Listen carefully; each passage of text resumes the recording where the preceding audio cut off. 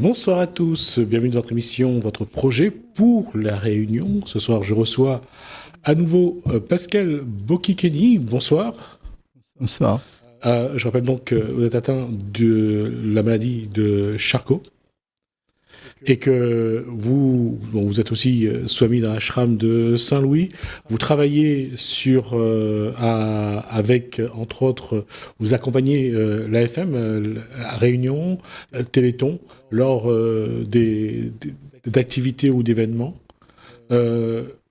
J'allais dire, est-ce que le regard que porte le citoyen, les gens, sur la maladie est une réalité?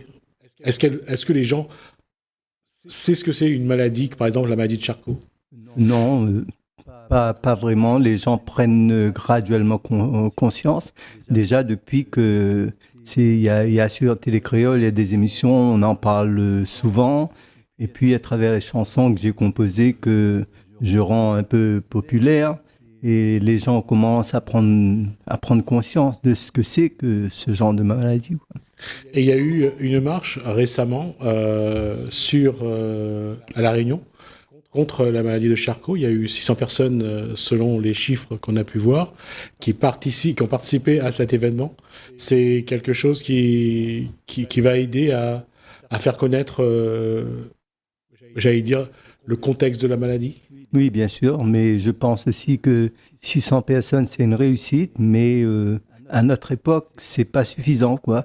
Il faut que les gens fassent un peu plus d'efforts. Comme je le disais dans les émissions précédentes, nous sommes tous liés ici dans une petite île comme La Réunion par rapport à ce genre de maladie, quoi.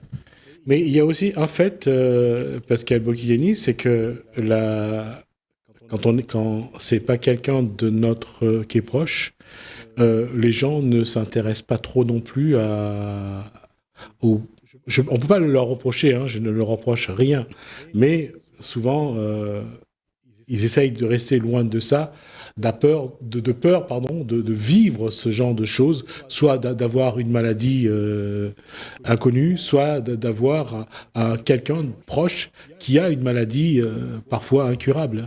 C'est surtout parce qu'il y a peut-être jusqu'à maintenant une trop grande discrétion concernant ce genre de maladie et que les gens qui sont malades restent réservés ou leurs proches restent quand même un peu trop réservés par rapport à cette maladie. Alors, Pascal Bokigeni met le doigt dessus, d'accord. Mais tout le monde n'est pas...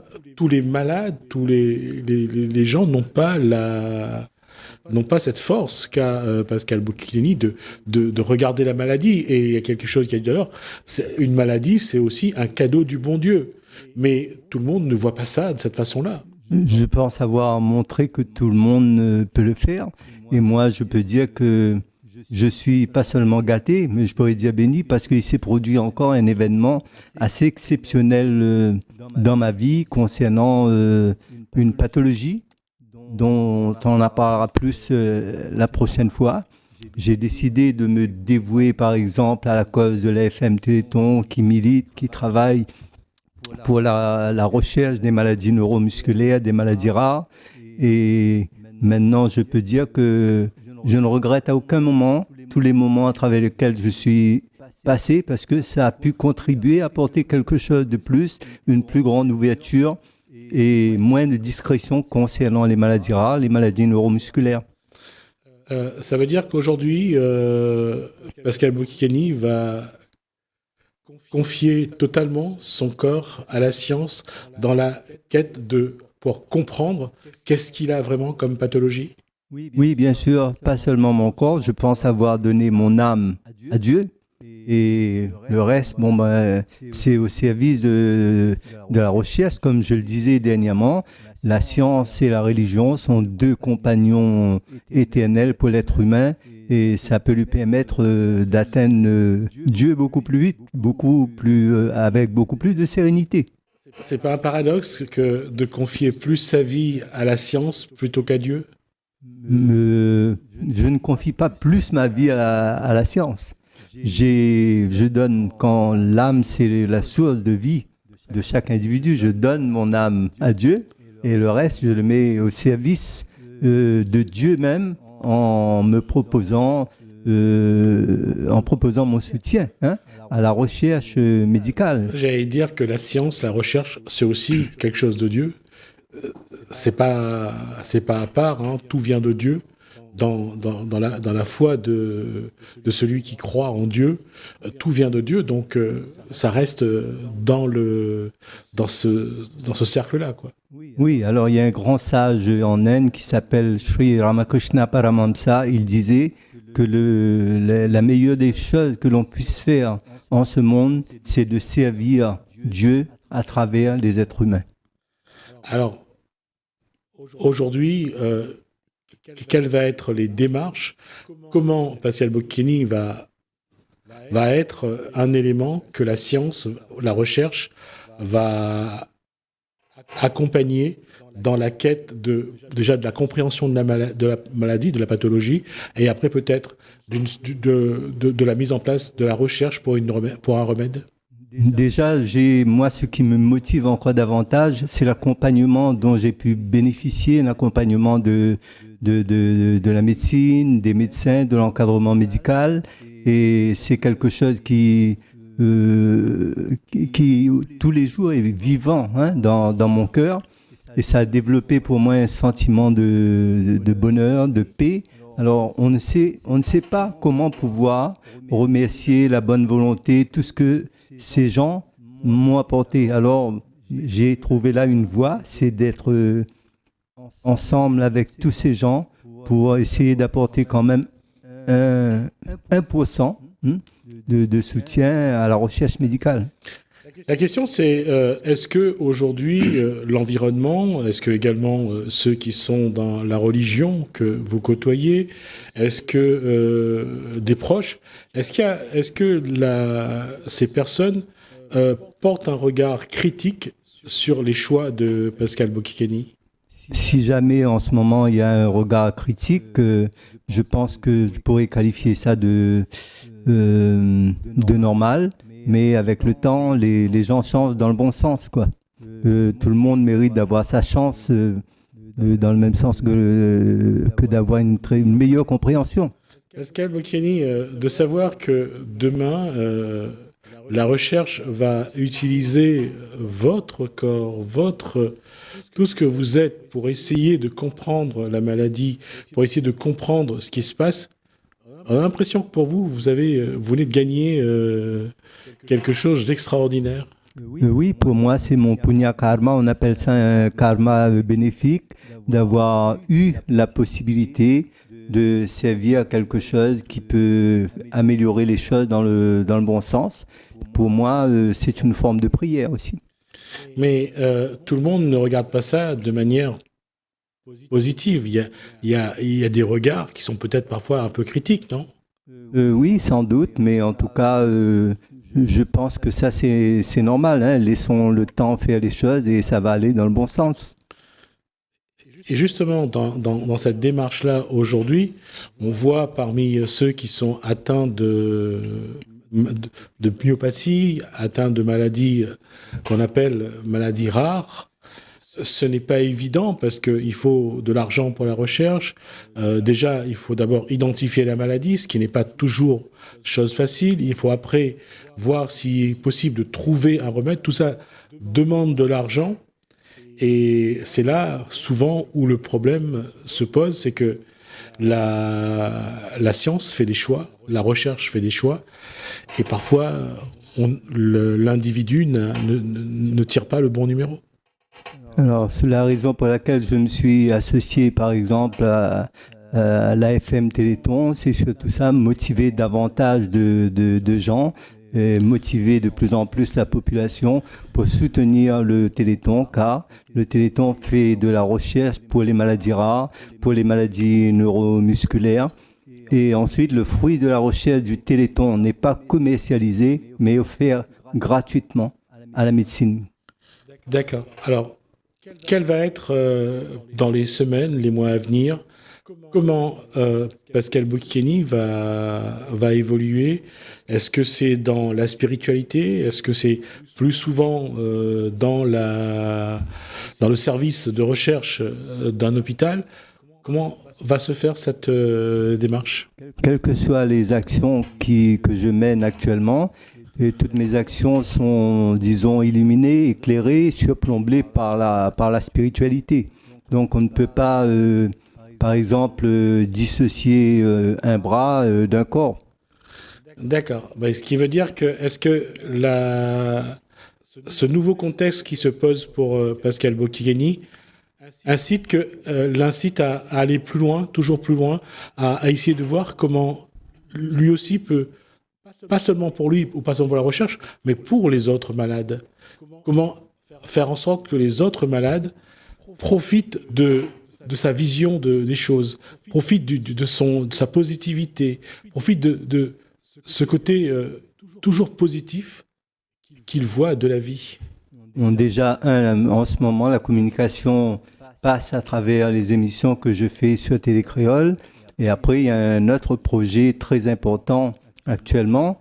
Je parlerai plus d'une réalité que d'un projet parce qu'il y a un terrain à l'étang salé sur lequel actuellement je plante un peu de légumes, tout ça. Et sur ce terrain, j'ai l'intention, pas seulement l'intention, disons, j'ai la volonté de réunir les gens qui sont malades pour faire un jardin de partage. Et dans cet endroit, les gens qui sont malades, accompagnés de leurs amis ou leurs familles, peuvent venir planter les légumes ou les fruits qu'ils veulent et ensuite les récolter, avoir le plaisir surtout d'avoir une activité pour essayer d'alléger un petit peu leur esprit, d'oublier un petit peu pendant quelque temps la maladie et surtout pour que nous soyons en contact pour qu'il y ait vraiment une réelle communication, quoi. Quand on parle de communication, c'est aussi un paradoxe.